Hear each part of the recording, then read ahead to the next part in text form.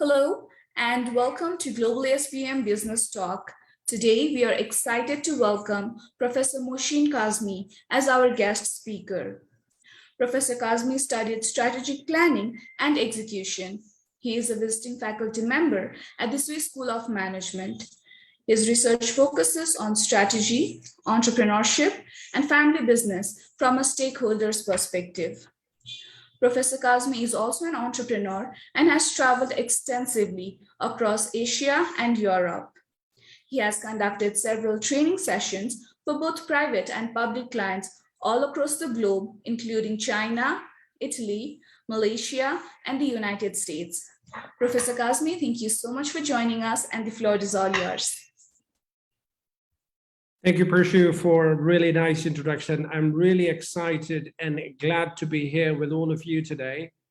Let me start by giving you a little bit of more introduction regarding myself. As Pershu rightly pointed out, at this point in time, I'm a visiting faculty member here at Swiss School of Management.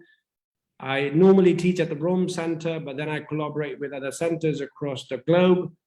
I also work as assistant professor for management and entrepreneurship back in Pakistan, where I also serve at this point in time. Right now, I'm pursuing my PhD, which is related to strategy and more into family firms. But besides my professional career as an academician, I'm also a trainer, consultant, and I have a couple of small businesses. So what I tell you today is based on my experience working in the industry.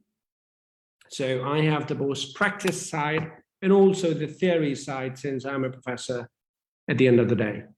The objective for today is really simple. We would try to understand at least these four aspects. By the end of this talk, I'm hoping that you would have a little bit of more awareness about yourself. Second, we will discuss ways through which you can develop more credibility, because that is the key ingredient for persuading other people. Emotional intelligence is the third thing, where we will touch a little bit upon. And finally, some techniques that can help you create an impact when you're trying to persuade other people.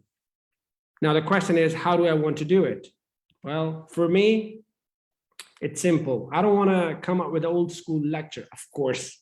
It would, I would end up with that since I'm a professor, but I would try and want to do this by playing certain games with you.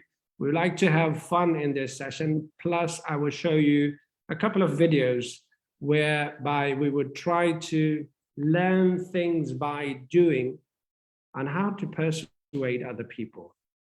So let's just jump in. I want to start my talk today with this quick awareness test. You don't really have to do a lot. It's a short video, and during this video, what I want from you is I want you to count how many passes that the team in white dress makes. So there are two teams. One is wearing a white dress, the other one is wearing a black dress. Your task is to count passes in the team which is wearing white. So by the end of the video, just come up with a number, 10, 11, 12, 13, 14, 15, 16, whatever. All right, and then I would encourage if you can put in the chat the number which you think are the passes of the team in white. So let's roll it. This is an awareness test. How many passes does the team in white make? Go!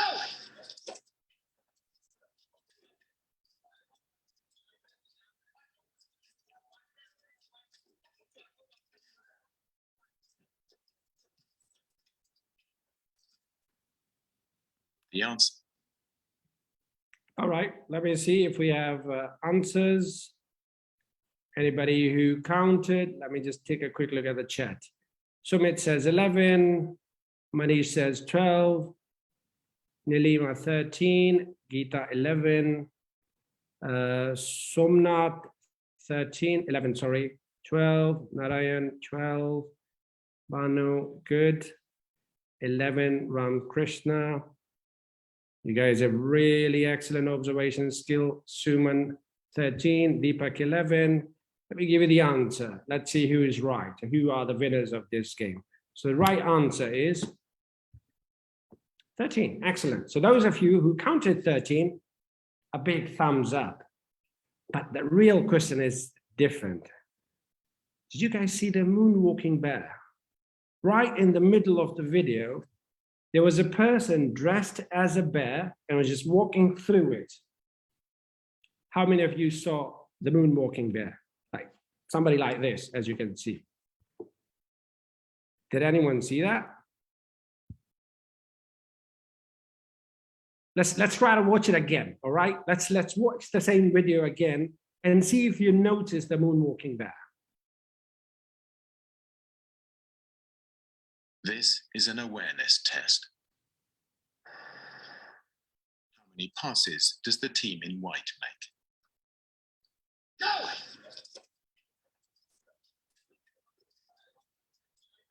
Yeah, you can see him now, right? Yeah, look, this is moonwalking, dancing all along.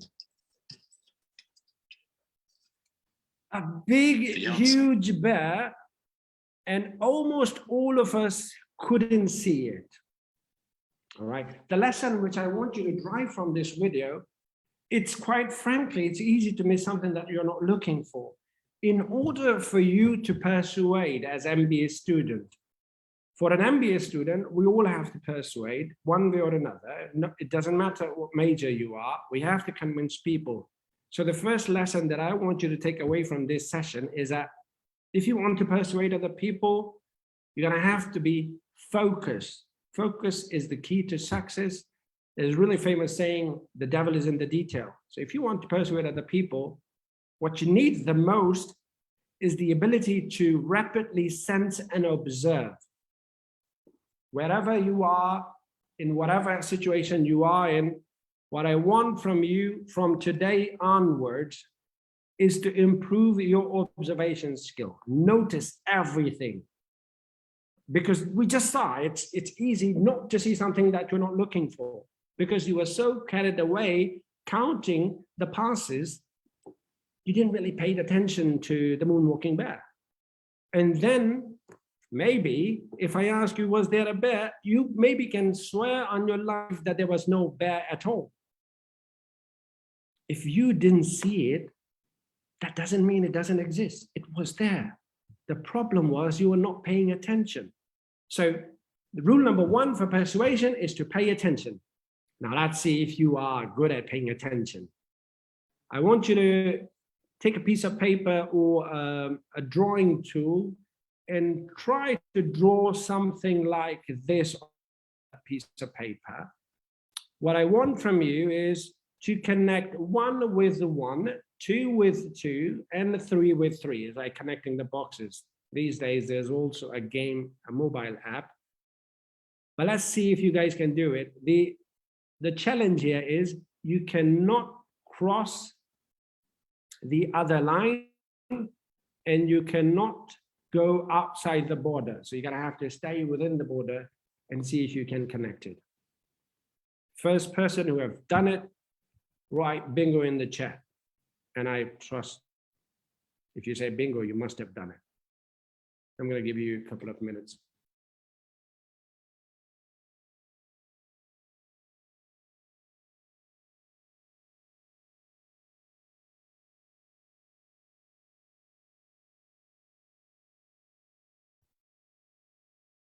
Connect 1 with 1, 2 with 2, and 3 with 3 without crossing the other line, touching the border, or of course, don't cross the other boxes as well.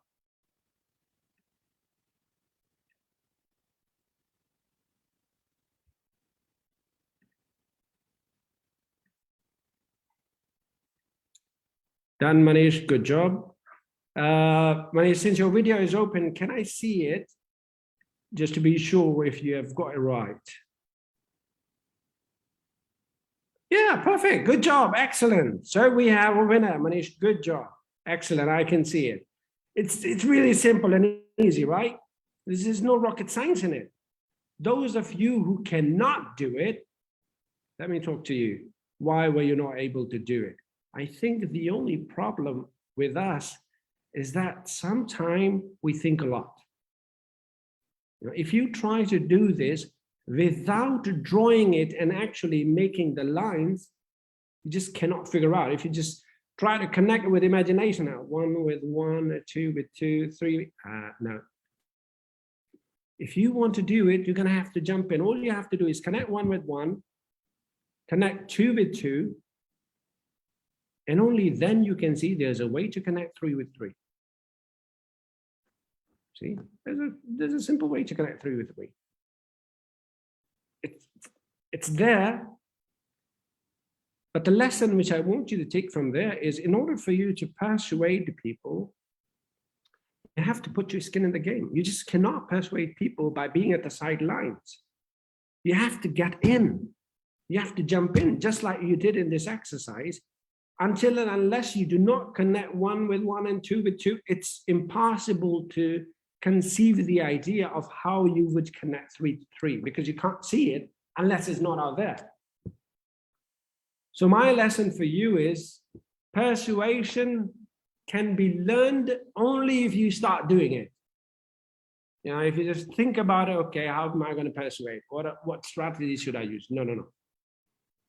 Persuasion is more like a skill. You won't learn driving, you won't learn swimming unless you jump into the water, unless you get inside a car. So you gotta put your skin in the game if you want to learn persuasion. All right, let's build on that one.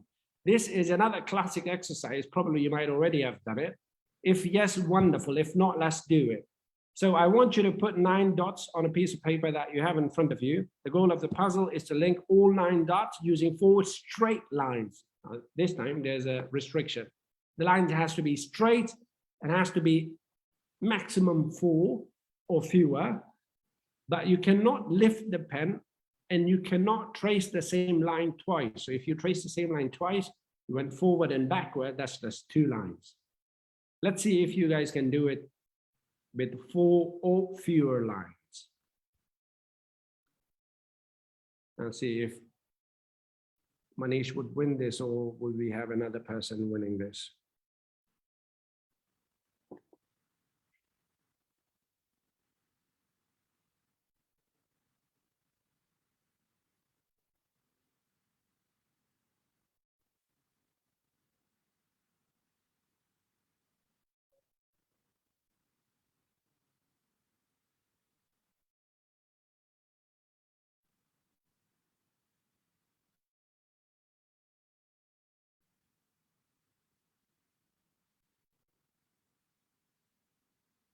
Brahman, have you done it already? I don't know. Oh, you did it. Can I see it? Is it visible? You have to come a little closer. Move it down a little bit. A little downward. Yeah. No, I only see the white page. A little more downwards. Yeah, I can see it, but I count 1, 2, 3, 4, 5 lines. Raman, count them again. Yeah, you have to come up with less than 4 or less than 4. Okay. Okay, I will try again. All right. Gajendra, I can't see the paper because probably because of the filter. But good. A lot of people are trying. Excellent. Oh, okay. Gajendra, let's try now. This okay? Now visible? No, because of the filter, it just, no. Yeah, somehow we're going to have to get rid of the filter, but that's okay. I'll show you the solution and you guys can match with it. That's not a problem. All right. The trick here is, let me first show you the solution and then I'll explain what the thing is. All right. There are multiple ways to solve it. So of course, there's not one way to do it. One of the simplest and the easiest way to do it is like this. 1, 2, 3, 4. Bingo. That's it. Easy peasy Japanesey, as there's no easier way to do it. 4 lines, not more than that. Of course, I drew it. Let me show you a fair version of it. So this is how it looks like. 4 straight lines without crossing each other and without tracing the same line more than 1 time. Why were we not able to do it? I think most of the people who were not able to do it but you guys kind of like created a border around this. This is what probably Raman was doing. This is what probably other people were doing. These 9 dots do not have a box around them. Why were you thinking of staying within these lines, something like this? This is how Raman's solution looked like this. I mean, why do you have to stay? There's no box. There's no limitation. The whole thing is, pardon my French, you have the whole fucking page. You can go as beyond as you can, but then what we did, we put some limitations around where there was no limitation. There are people who have done it with 3 lines. Let me show you. All you have to do is to go a little bit beyond the box that you have created. See, it's possible with 3 straight lines. It's even possible with 1 straight line. There are people who have done it with 1. You know, twist the paper around and this is just 1 straight line. Or if you have a piece of paper, that tear it apart, put it straight, 1 straight line, twist it around, 1 straight line. The only reason why we cannot see the solution is literally we were not thinking out of the box. We just stayed within the boxes that we have created.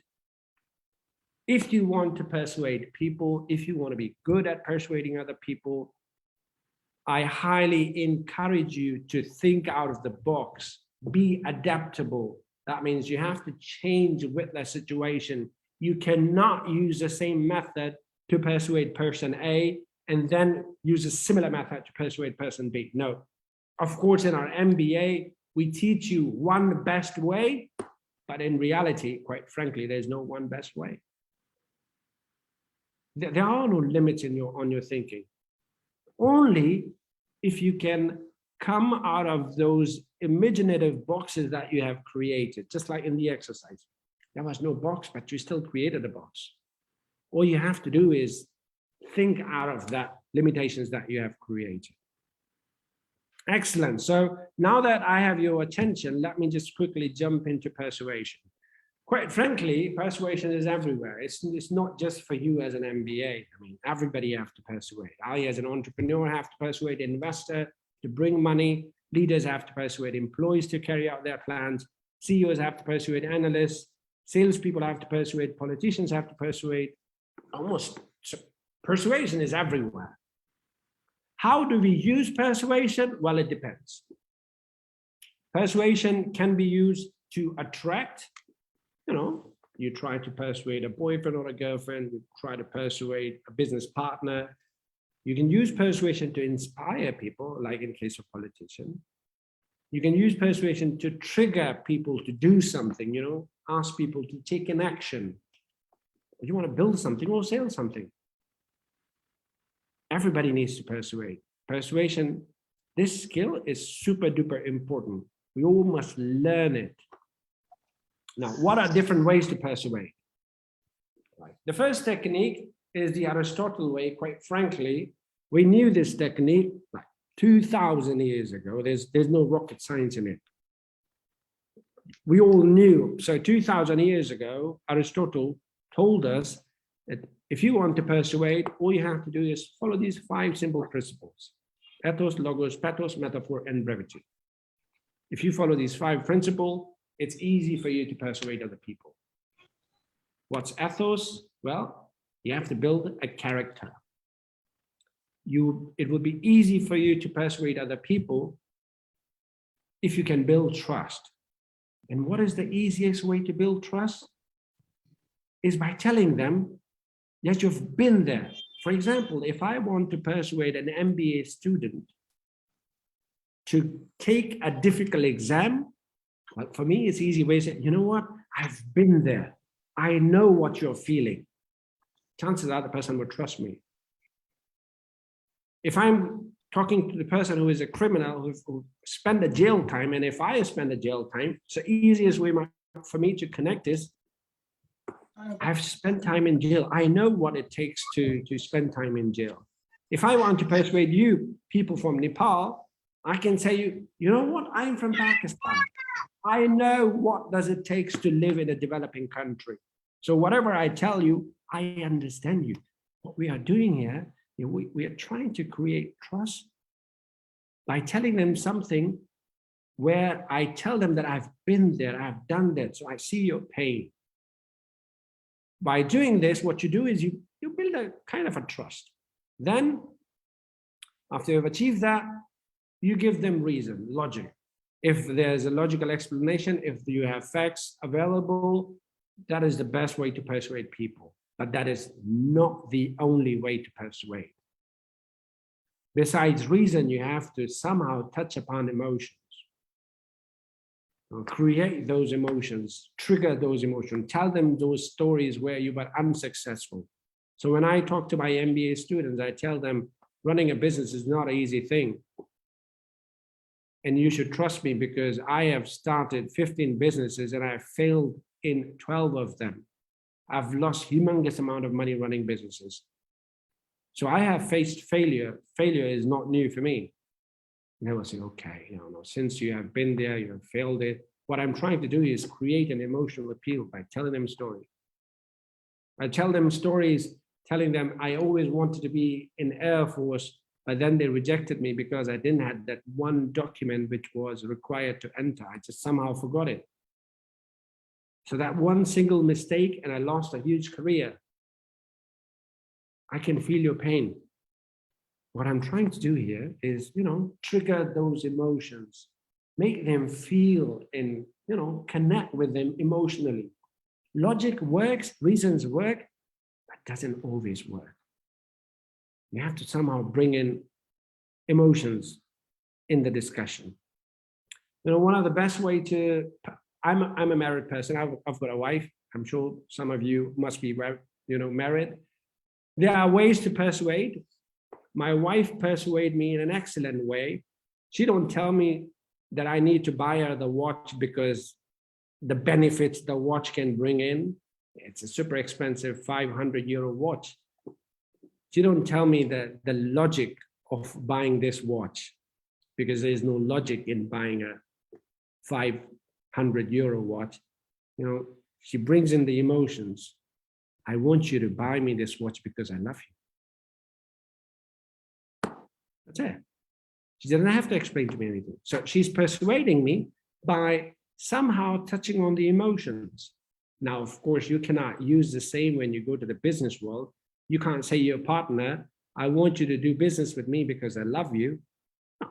There are other ways. You can make friends with your partners. You can appeal to their emotions where you are seeking for their help. There's this famous saying that goes, help me help you. Just create those emotions. If that doesn't work, create metaphors, analogies.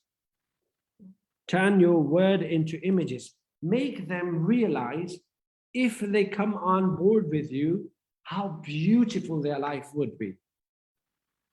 And quite frankly, religion have done an amazing work in creating analogy and how the heaven would look like. Nobody have seen heaven.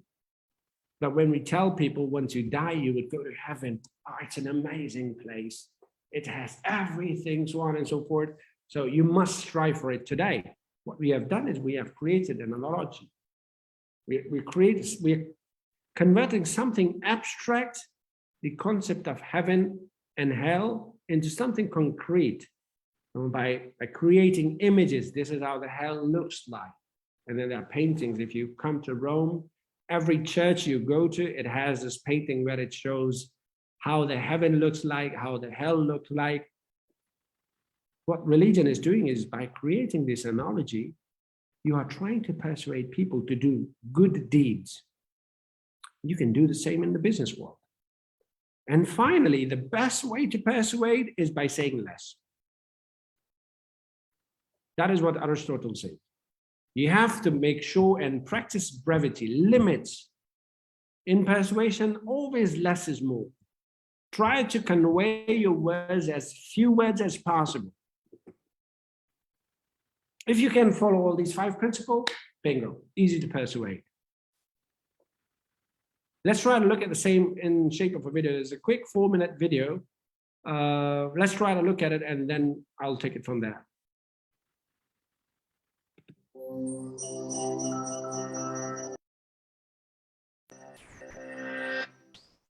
How do you get what you want using just your words? Aristotle set out to answer exactly that question over 2,000 years ago with a treatise on rhetoric. Rhetoric, according to Aristotle, is the art of seeing the available means of persuasion. And today we apply it to any form of communication. Aristotle focused on oration, though, and he described 3 types of persuasive speech. Forensic or judicial rhetoric establishes facts and judgments about the past, similar to detectives at a crime scene. Epidictic or demonstrative rhetoric makes a proclamation about the present situation, as in wedding speeches. But the way to accomplish change is through deliberative rhetoric, or symboleticon. Rather than the past or the present, deliberative rhetoric focuses on the future. It's the rhetoric of politicians debating a new law by imagining what effect it might have. Like when Ronald Reagan warned that the introduction of Medicare would lead to a socialist future spent telling our children and our children's children what it once was like in America when men were free. But it's also the rhetoric of activists urging change, such as Martin Luther King Jr.'s dream that his children will one day live in a nation where they will not be judged by the color of their skin, but by the content of their character. In both cases, the speakers present their audience with a possible future and try to enlist their help in avoiding or achieving it. But what makes for good deliberative rhetoric besides the future tense? According to Aristotle, there are 3 persuasive appeals: ethos, logos, and pathos. Ethos is how you convince an audience of your credibility. Winston Churchill began his 1941 address to the US Congress by declaring, "I have been in full harmony all my life with the tides which have flowed on both sides of the Atlantic against privilege and monopoly," thus highlighting his virtue as someone committed to democracy. Much earlier, in his defense of the poet Archias, Roman consul Cicero appealed to his own practical wisdom and expertise as a politician. Drawn from my study of the liberal sciences and from that careful training to which I admit that at no part of my life I have ever been disinclined. And finally, you can demonstrate disinterest, or that you're not motivated by personal gain. Logos is the use of logic and reason. This method can employ rhetorical devices such as analogies, examples, and citations of research or statistics. But it's not just facts and figures. It's also the structure and content of the speech itself. The point is to use factual knowledge to convince the audience, as in Sojourner Truth's argument for women's rights. I have as much muscle as any man and can do as much work as any man. I have plowed and reaped and husked and chopped and mowed, and can any man do more than that? Unfortunately, speakers can also manipulate people with false information that the audience thinks is true, such as the debunked but still widely believed claim that vaccines cause autism. And finally, pathos appeals to emotion, and in our age of mass media, it's often the most effective mode. Pathos is neither inherently good nor bad, but it may be irrational and unpredictable.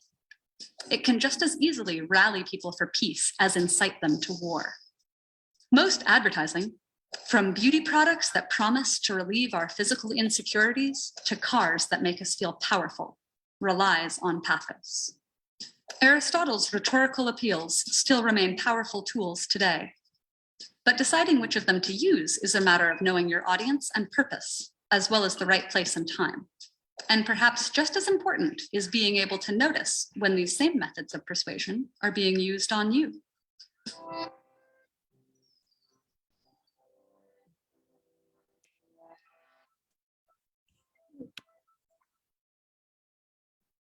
All right, so if you like my explanation or this explanation, in both cases, is those 3 simple steps which you have to follow to persuade people. Just think of every conversation as a dramatic presentation. You don't excite people by giving them factual answers. You have to somehow go beyond the giving them factual answers. And that is where the role of emotions, role of credibility, the role of creating trust comes in. This is what Professor Richard suggested. Now, the other technique, which we normally call the Trump or the Gandhi way, it's just the names, given by Betty Martin. They say we have two other ways to influence people, so you can use this approach.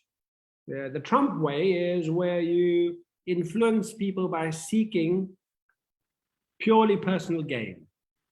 You tell them, hey, you do this because you get money.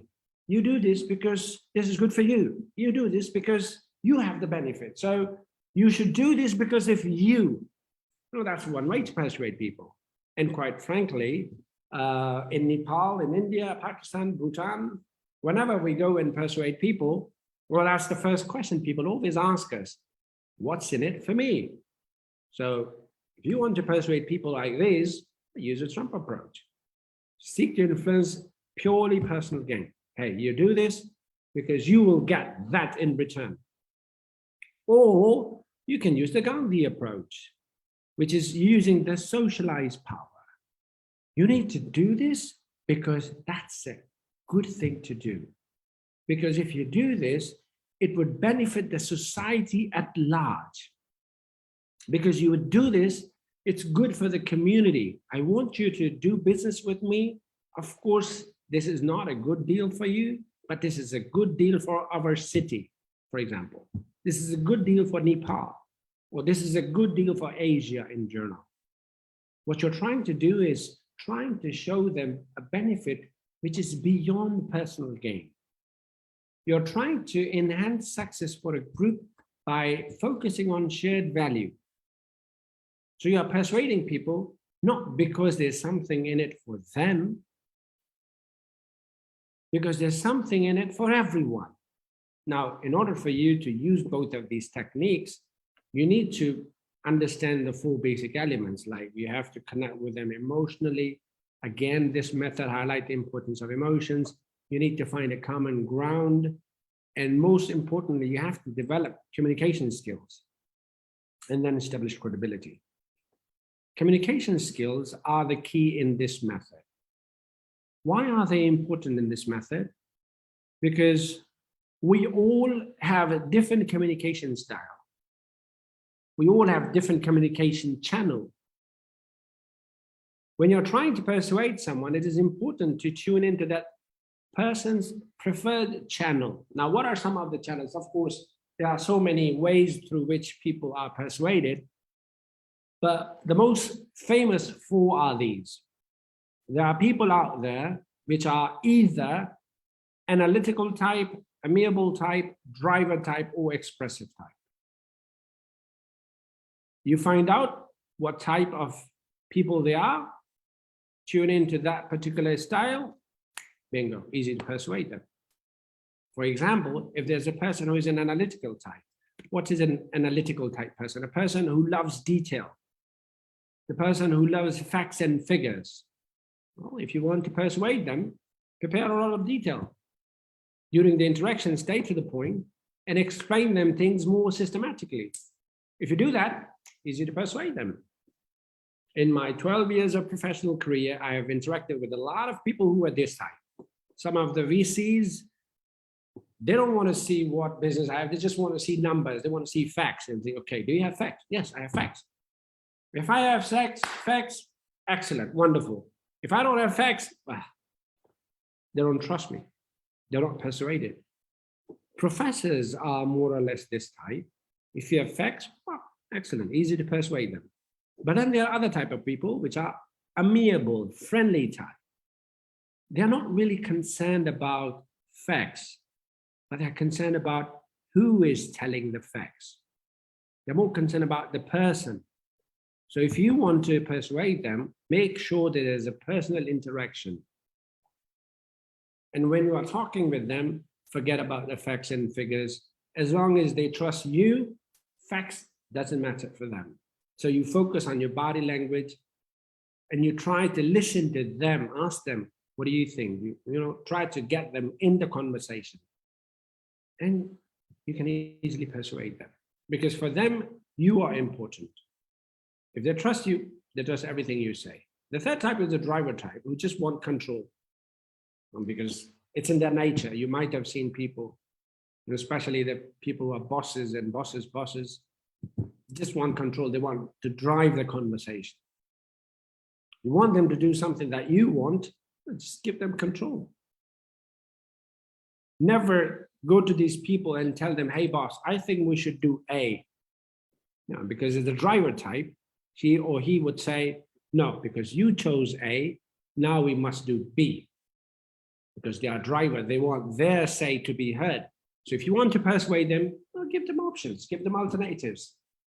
Just focus on the bottom line and try to find a shortcut to persuade these people. Finally, the expressive type, people who just want to talk.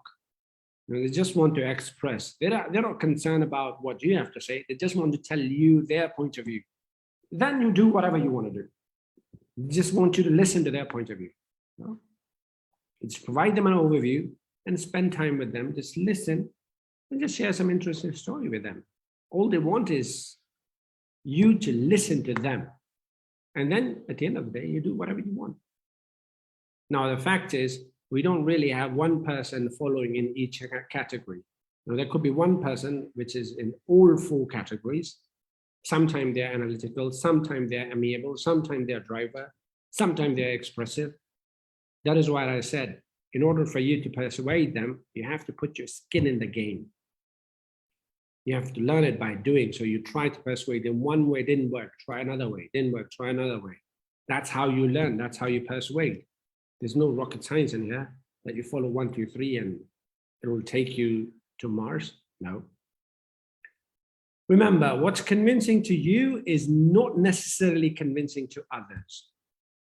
Please tune into their preferred channel, not your preferred channel, because you want to persuade them. So focus on them, not you. The last technique that I want to share with you is called the scientific way. So if both of these you don't like, well, there's a scientific way to persuade people. There's a scientific way. All you have to do is follow these steps. There's a law which is called the law of reciprocity. Just try to exploit that. Exploit the principle of social influence. You know, you do somebody a favor and you ask them favor back. You don't have to persuade them. So just look for opportunities to be good to these people.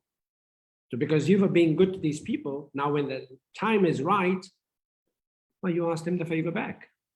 Because I was good with you, now you have to be good with me. There's law of reciprocity. Now, if you want to be treated as good, you have to treat good to other people. Find out positive attributes in that person, compliment on those positive attributes. Please find genuine positive attributes, not the made-up ones that we do in our part of the world, Nepal, Pakistan, India, Bangladesh. No, sir, today you look amazing. Sir, your dress is really good. No. Something, you know, something that the person really wants.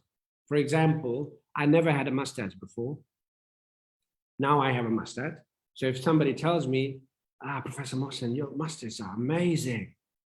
You know, it would make me feel good because I never had them before. I'm trying out now. If somebody compliments on it, yeah, I can, you know, kind of like digest that compliment. If somebody put on a new shoe or put on a new suit, if you know that's new, just compliment on it.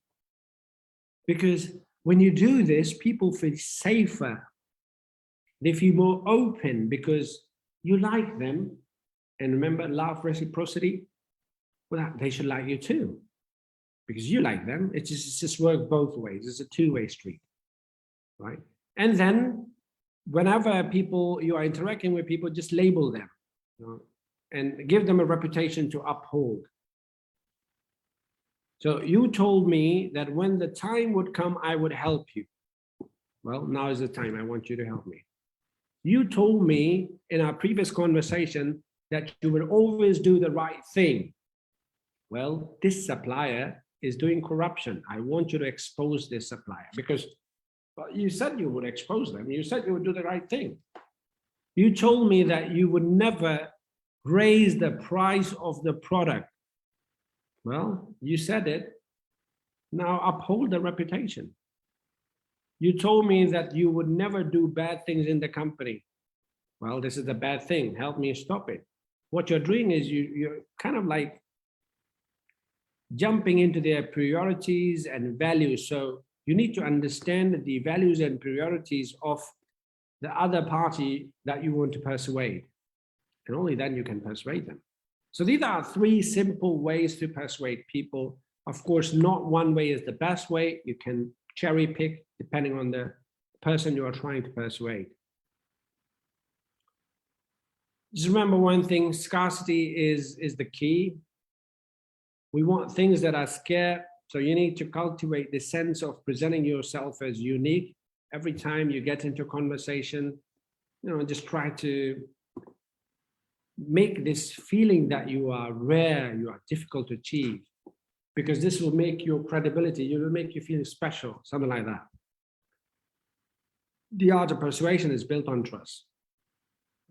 There's no denying it. You have to focus on creating trust. That comes first. Everything else comes second. So if I have to conclude this session today, for you, my takeaways are these 4. Try to create credibility as much as possible. If you want to persuade people, please do not be the crying wolf. I'm sure we had the same stories in Nepal, where the person was crying wolf and there was no wolf. And the 3rd day, there actually was a wolf and nobody trusted this person. So the moral of the story is, don't lie or don't tell the same lie over and over again. Just build that credibility. Second, you must understand your audience. I told you those 5 behavior styles. They are just tip of the iceberg. Of course, people have more styles than that. Focus on, build a solid argument, focus on facts, find out what their interest is, make an argument around their interest. And in order for you to persuade other people, something that you need, the most important is improve on your communication skill, both verbal and non-verbal. And I think that's the only limitations we have as a people from Asia, because English is not our first language. When it comes to speaking in English, if I have to speak in Hindi or if I have to speak in, Tamil, I'm really good. But English, well, that's a tough one. So as an MBA, of course, we would be interacting professionally. So what my suggestion to you would be to please improve on your language skill and also your nonverbal skill. Well, that's it for the day. I really thank you for the attention that you have given it to me. If you want to stay connected, my Facebook profile is down there. Thank you so much. Floor is open for questions. Thank you so much.